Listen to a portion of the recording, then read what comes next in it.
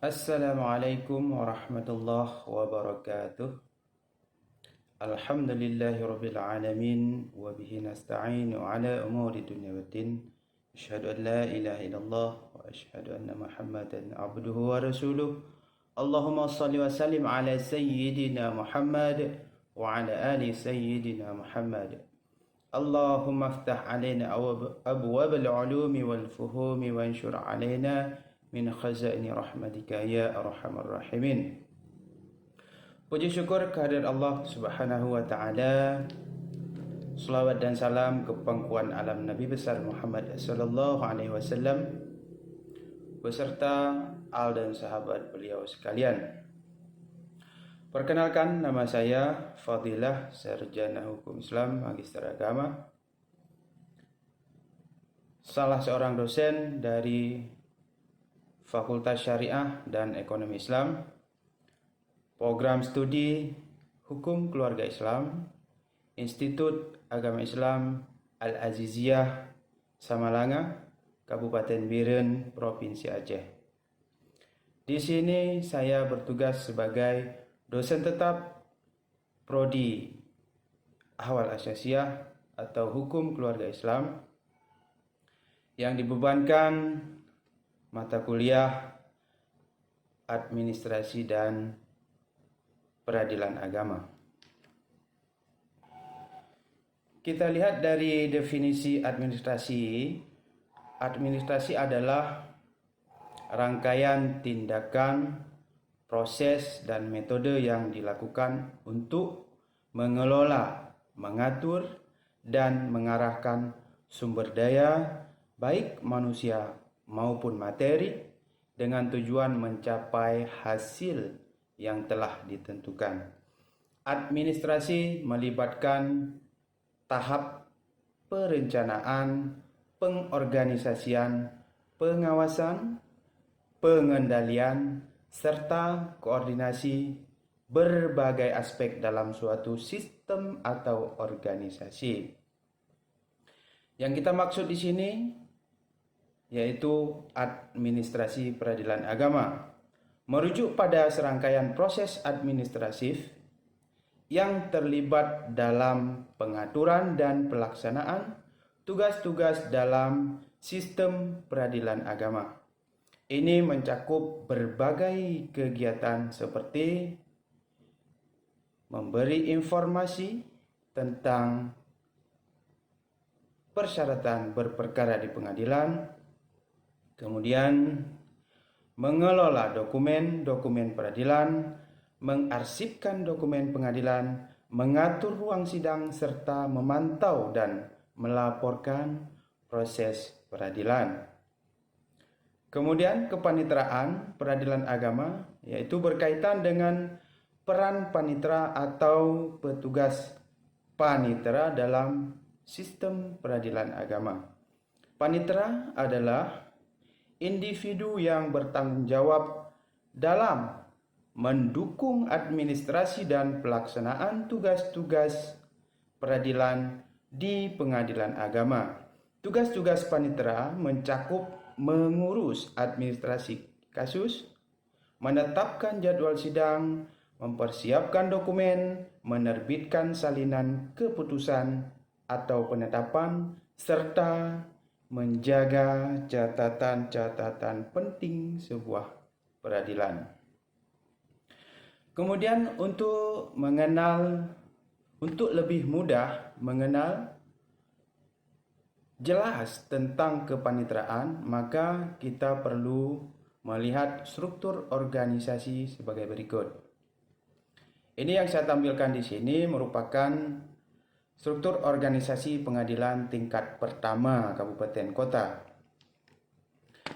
Yang pertama, dalam sebuah organisasi pengadilan di tingkat pertama itu dinahkodai atau dipimpin oleh seorang ketua, yaitu berasal dari unsur hakim. Kemudian ada wakil ketua, juga dari unsur hakim. Kemudian ada kelompok hakim. Kemudian letak kepanitraan yaitu di bawah kepemimpinan ketua dan wakil tadi, yang dalam sebuah organisasi pengadilan itu terbagi dua unsur, yaitu unsur fungsional dan struktural. Jadi kepanitraan peradilan agama yaitu mempunyai bawahan, yaitu ada 4 bawahan, yaitu ada panitera muda permohonan, panitera muda gugatan, panitera muda hukum, dan khusus untuk wilayah Aceh yang sudah berlaku hukum jinayah, yaitu ditambah dengan panitera muda jinayah. Kemudian di bawah panitera juga memiliki bawahan, yaitu panitera pengganti dan jurusita serta jurusita pengganti. Kemudian yang saya sebutkan tadi wilayah struktural, yaitu dikepalai oleh seorang sekretaris. Nah, ini untuk membedakan lebih jelas di mana letak seorang panitera dalam sebuah peradilan tingkat pertama. Sekretaris ini mempunyai 3 bawahan, yaitu Kasubag Umum dan Keuangan, kemudian ada Kasubag Perencanaan, IT dan Pelaporan, kemudian ada Kasubag Kepegawaian dan Ortala. Juga untuk aturan terbaru hari ini sudah ada kelompok jabatan fungsional tertentu, yaitu ada analis ada arsiparis dan penata komputer. Ya, jadi kita dapat memahami bahwa yang bagian struktural itu menangani bidang rumah tangganya sebuah pengadilan. Sedangkan di bagian kepanitraan itu menangani secara umum, yaitu wilayah berperkara di sebuah pengadilan. Kemudian kita lanjutkan dengan tugas pokok dan fungsi kepanitraan peradilan agama dan mahkamah syariah. Yang pertama yaitu fungsi administratif. Kepanitraan memiliki peran utama dalam menjalankan tugas-tugas administratif dalam sebuah sistem peradilan. Mereka memastikan kelancaran administrasi berkas perkara, pengaturan jadwal sidang, dan pencatatan dokumen-dokumen penting dan lain-lain sebagainya. Kemudian fungsi yang kedua yaitu fungsi pelayanan, yaitu panitera memberikan pelayanan kepada masyarakat yang membutuhkan informasi terkait proses peradilan, baik mengenai persyaratan perkara, tahapan proses, maupun cara mengajukan sebuah gugatan atau permohonan. Yang ketiga, fungsi pendukung hakim. Kepanitraan mendukung hakim dalam mempersiapkan sidang-sidang dengan menyediakan dokumen perkara, informasi tentang pihak yang terlibat, dan detail lain yang diperlukan hakim untuk membuat sebuah keputusan atau penetapan. Kemudian fungsi bantuan hukum, yaitu kepanitraan memberikan bantuan hukum kepada masyarakat yang memerlukan akses ke peradilan, termasuk memberikan panduan mengenai prosedur dan mengelola persyaratan bantuan hukum bagi yang memenuhi kriteria.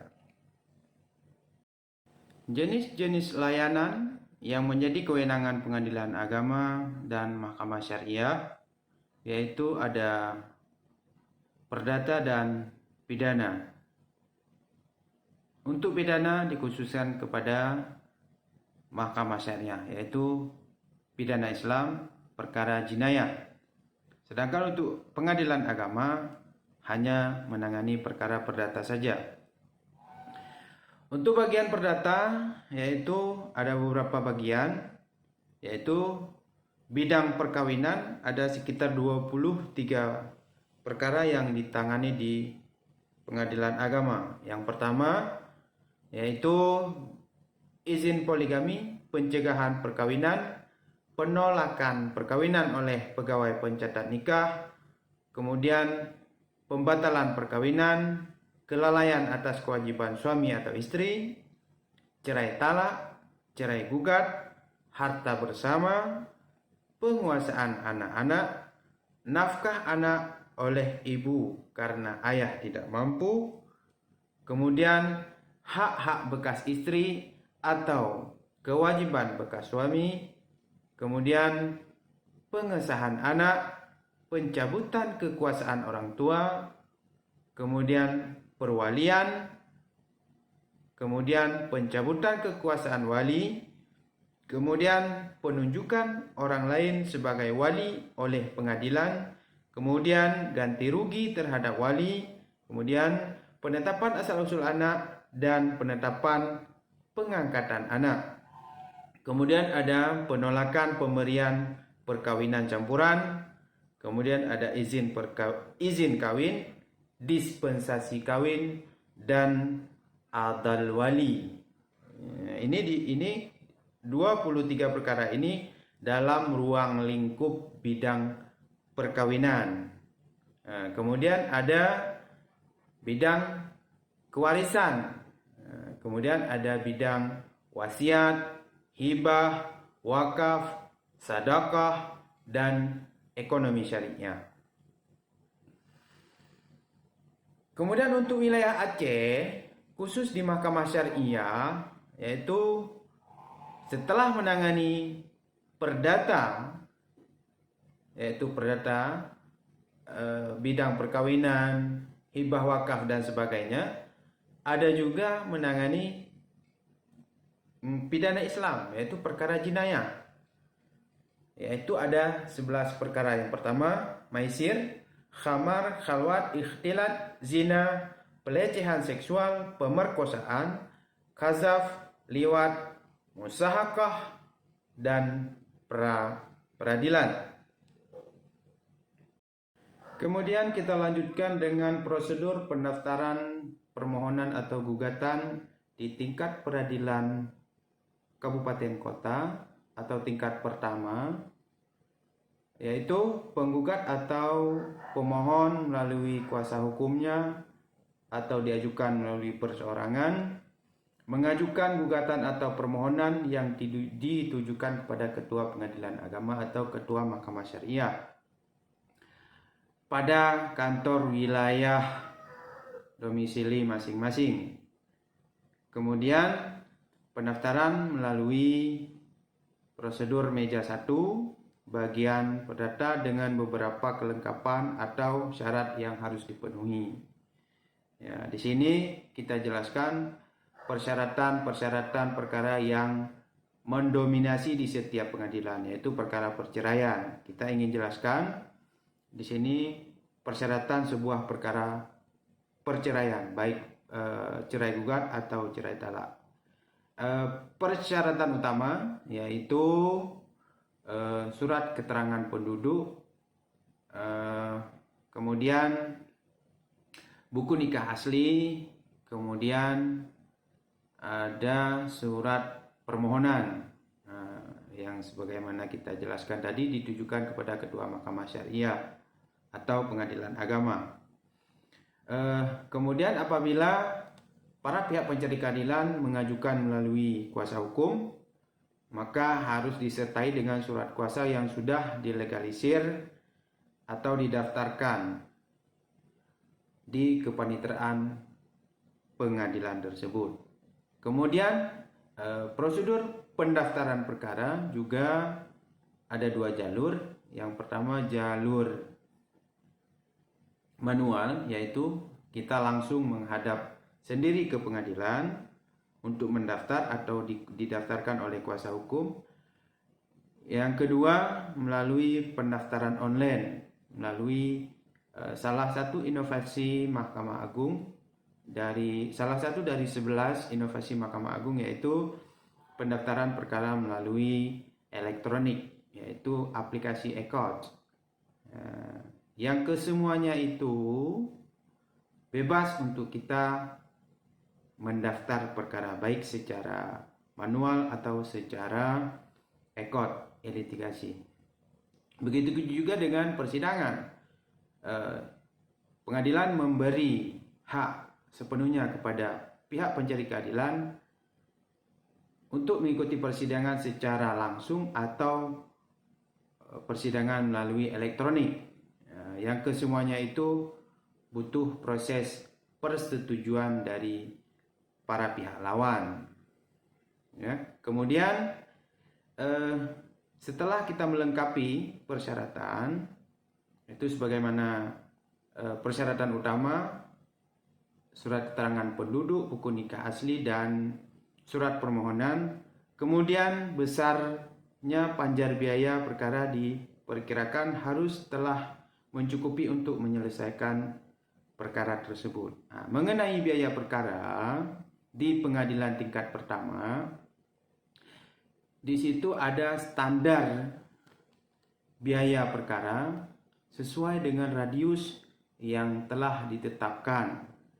Biasanya radius perkara itu sudah ditetapkan bersama antara pengadilan negeri dan pengadilan agama atau mahkamah syariah kabupaten kota tersebut. Dia memiliki suatu penetapan bersama antara pengadilan negeri dan pengadilan agama. Sesuai dengan surat keputusan tersebutlah maka diputuskan berapa jumlah biaya perkara, yang kesemuanya prosedur perhitungan biaya perkara itu semua sudah diatur dalam pola Pindalmin keuangan perkara di setiap pengadilan. Kemudian setelah kelengkapan surat permohonan atau gugatan, maka pemohon atau penggugat atau kuasa hukumnya membayar biaya perkara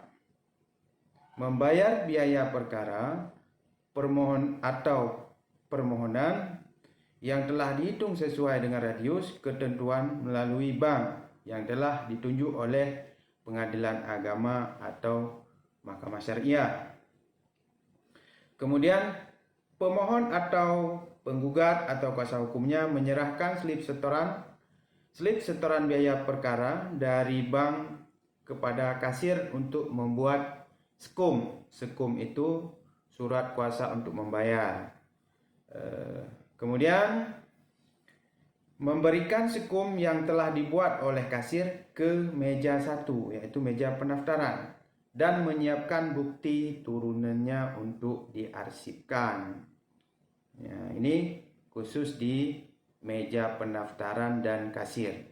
Karena di setiap pengadilan itu ada pelayanan satu pintu, yang kesemua pelayanan satu pintu itu diduduki oleh meja informasi, kemudian ada meja pendaftaran, kemudian ada kasir, kemudian juga ada meja pengambilan produk. Kesemuanya itu ada di pelayanan satu pintu setiap pengadilan di negara kita. Kemudian memberi SKUM dan turunan pemohon atau gugatan yang telah diberikan nomor perkara kepada pemohon atau penggugat atau kuasa hukumnya dari meja 1. Setelah perkara terdaftar, maka pelayanan meja 1 pendaftaran perkara menyerahkan bukti pendaftaran kepada para pihak penggugat atau pemohon atau kuasa hukumnya. Bukti pendaftaran itu adalah ada 2 lampiran. Yang pertama yaitu SKUM bukti pembayaran, kemudian kwitansi bukti pembayaran, kemudian sebuah gugatan atau permohonan yang sudah distempel dan diberi nomor perkara sesuai dengan klasifikasi perkara yang didaftarkan.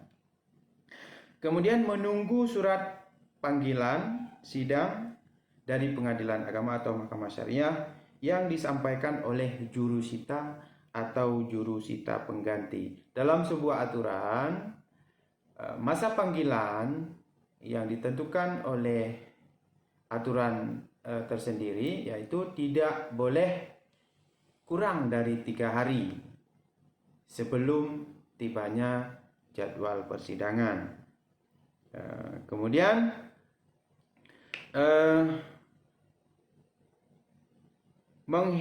menghadiri sidang sesuai dengan jadwal yang telah ditentukan. Itu semua tahap awal untuk pendaftaran perkara di tingkat pertama. Kemudian mengenai biaya perkara, bagi masyarakat yang kurang mampu,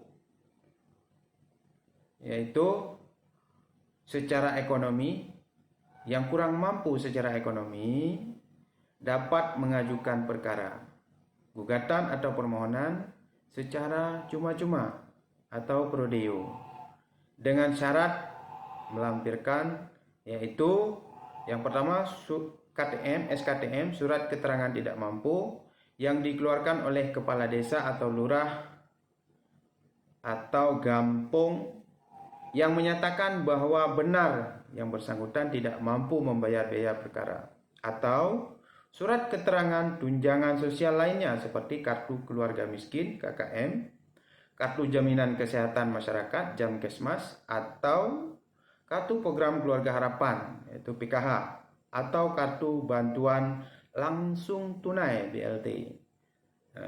Di sini diistilahkan dengan atau, ya, boleh dipilih salah satu karena disebutkan dengan atau. Kemudian yang ketiga, pemberian izin berperkara secara pro deo. Ini berlaku untuk masing-masing tingkat peradilan secara sendiri-sendiri dan tidak dapat diberikan untuk semua tingkat peradilan sekaligus. Kemudian proses pendaftaran perkara pro deo.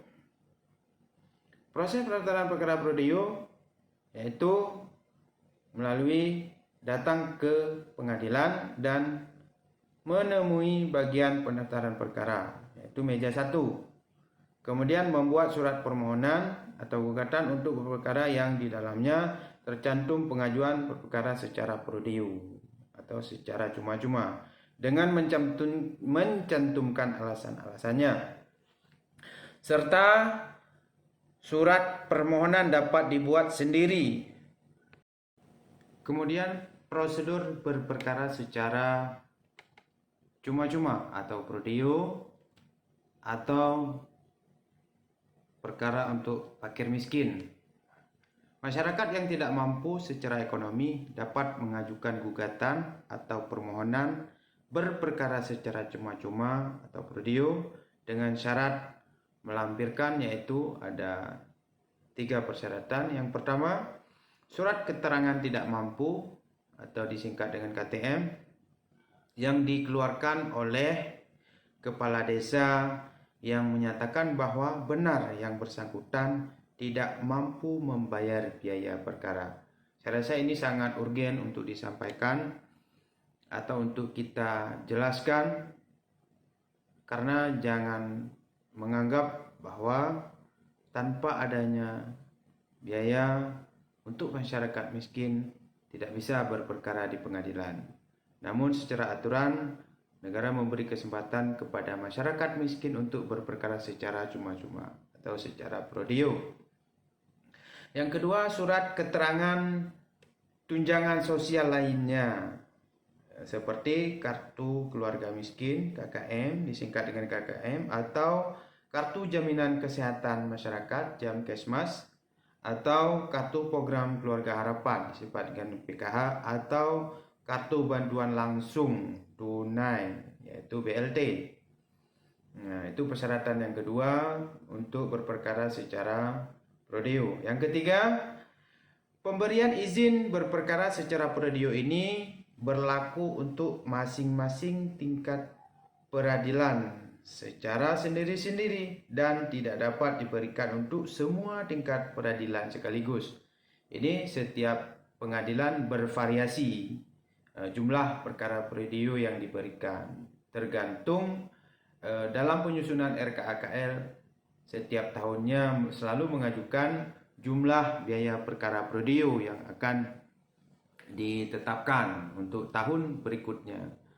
Biasanya dalam satu tahap biaya perkara prodiyo itu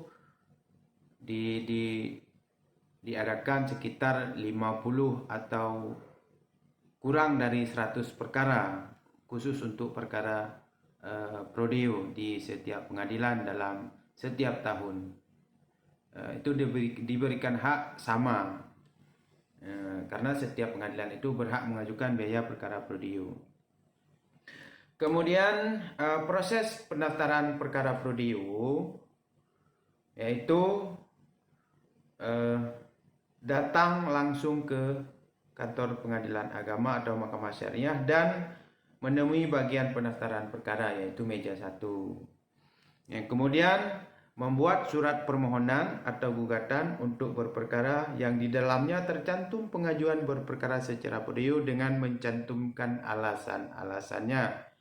Kemudian yang ketiga, surat permohonan dapat dibuat sendiri apabila para pihak pencari keadilan tidak dapat membuatnya atau tidak mampu, keterbatasan ilmu dan sebagainya. Dapat meminta bantuan kepada pos bantuan hukum pada pengadilan agama atau mahkamah syariah setempat jika sudah tersedia. Gitu juga dengan pos bantuan hukum ini belum tentu di setiap pengadilan agama atau mahkamah syariah itu ada. Pos bantuan hukum ini juga tergantung biaya yang disediakan oleh negara melalui DIPA pengadilan tersebut. Kemudian jika para pihak pencari keadilan tidak dapat menulis, yaitu buta huruf misalnya ya, tidak dapat membaca dan menulis, maka surat permohonan atau gugatan dapat diajukan secara lisan dengan menghadap kepada ketua pengadilan agama atau mahkamah syariah setempat. Setelah kita menghadap ketua pengadilan, maka ketua pengadilan berhak menunjuk salah seorang hakim untuk para pihak pencari keadilan untuk menghadap hakim yang ditunjuk oleh ketua pengadilan untuk membuat sebuah permohonan yang disampaikan secara langsung melalui lisan yang ditandatangani oleh hakim tersebut, yaitu hakim yang ditunjuk oleh ketua pengadilan. Karena pihak pencari keadilan itu tidak bisa membaca dan menulis, maka hasil laporan secara lisan yang disampaikan oleh para pihak tersebut ditulis oleh hakim yang ditunjuk oleh ketua pengadilan tadi dan ditandatanganinya oleh hakim tersebut.